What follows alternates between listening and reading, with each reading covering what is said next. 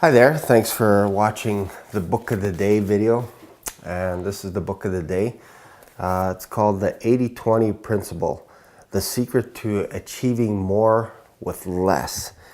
And it's based on the 80-20 principle that a gentleman discovered in Italy. His name is Vilfredo Parreto,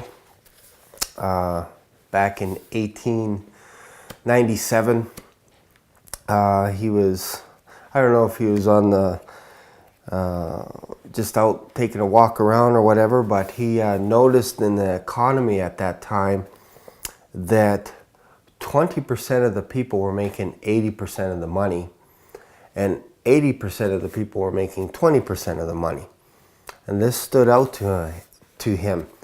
And so he went about doing his research and was actually wondering, does this apply in other areas of life, not just economics? And he found it to be true in every walk of life, every area. So I'm just going to read a little snapshot of what the theory is. So what is the 80-20 principle? The 80-20 principle asserts that a minority of causes, inputs, or effort usually lead to a majority of the results, outputs, or rewards. Taken literally, this means, for example, that 80% of what you achieve in your job comes from 20% of the time spent. Thus, for all your practical purposes, 4/5 of the effort, a dominant part of it, is largely irrelevant. You're wasting your time. That is contrary to what people normally expect.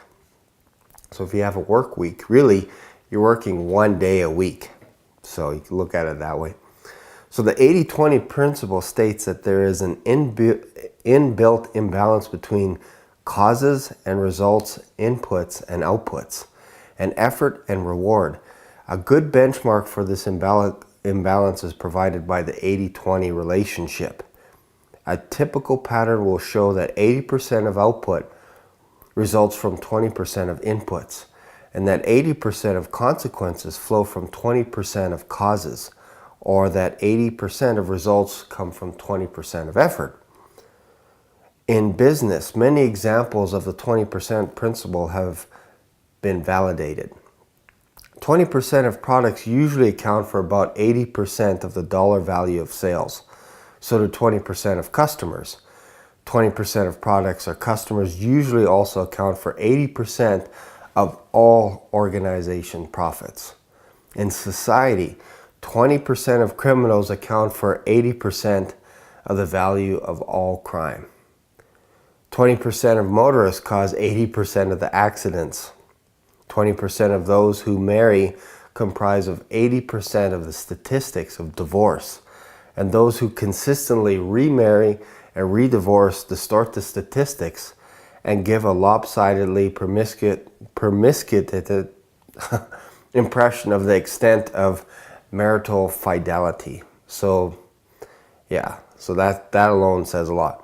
20% of children attain 80% of education qualifications. I have 3 children.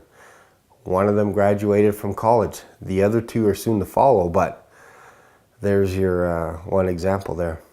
In the home, 20% of your carpets are likely to get 80% of the wear, and 20% of your clothes will be worn 80% of the time. Ew. And if you have an intruder alarm, 80% of the false alarms will be set off by 20% of the possible causes. Your cat, your kids coming home late at night, whatever it is. So, I'm almost done here. So the internal combustion engine is a great tribute to the 80-20 principle. 80% of the engine is wasted in combustion, and only 20% gets to the wheels. This 20% of the input generates 100% of the output. So there you go. So I encourage you to get this book. It's a phenomenal read. And you can get more done by doing less. You can be 80% more efficient just by reading this one book. How many books do you think you've read this year? If you read 10 books, there's probably going to be 2 of them that are really good.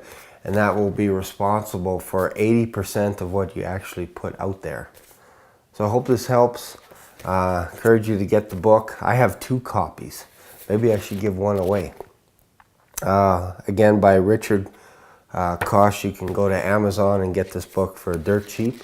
You could probably find it also in Chapters, which is where I bought it. So have a look, and thanks again for watching.